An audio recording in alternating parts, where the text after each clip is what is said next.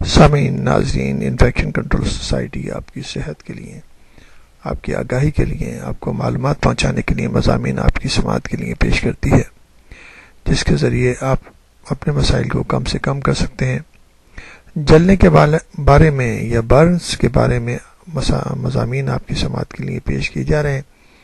ہم نے جیسے بتایا کہ جلد جو ہے بیرونی عضو ہے اور بہت ہی اہم عضو ہے۔ جب بھی کوئی حادثہ پیش آتا ہے تو اس کو انجری پہنچنے کا سب سے زیادہ خطرہ ہوتا ہے۔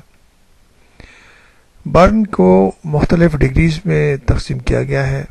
سیکنڈ ڈگری برن کے بارے میں ہم آپ کو بتانا چاہیں گے۔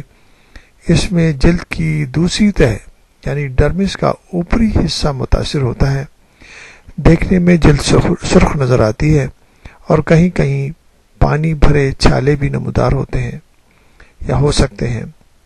مریض سخت درد اور تکلیف محسوس کرتا ہے، اگرچہ یہ زخم 2 سے 3 ہفتے میں ٹھیک ہو جاتے ہیں، لیکن بعض اوقات آس پاس کے خلیات، سیلز اور عضو میں انفیکشن بھی ہو سکتا ہے۔ شدید صورت میں دوسری پرت یعنی ڈرمس کی پوری گہرائی ضائع ہو جاتی ہے اور اسے صحت مند ہونے میں کئی ہفتے لگ جاتے ہیں۔ نیز ٹھیک ہونے پر بھی نارمل صحت مند جلد کے بجائے نشان رہ جاتے ہیں جو نارمل جلد سے بدنما اور سکڑے ہوئے ہوتے ہیں اور غیر ہموار ہوتے ہیں۔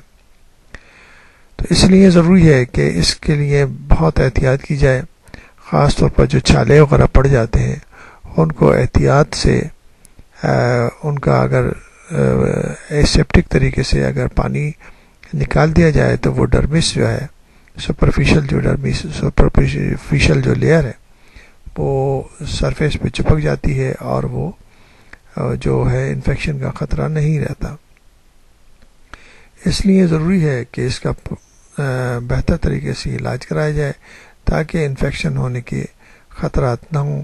اگر انفیکشن ہو جائے گا تو ٹھیک ہونے میں، سیکنڈ ڈگری برن کے ٹھیک ہونے میں کافی ٹائم لگ سکتا ہے۔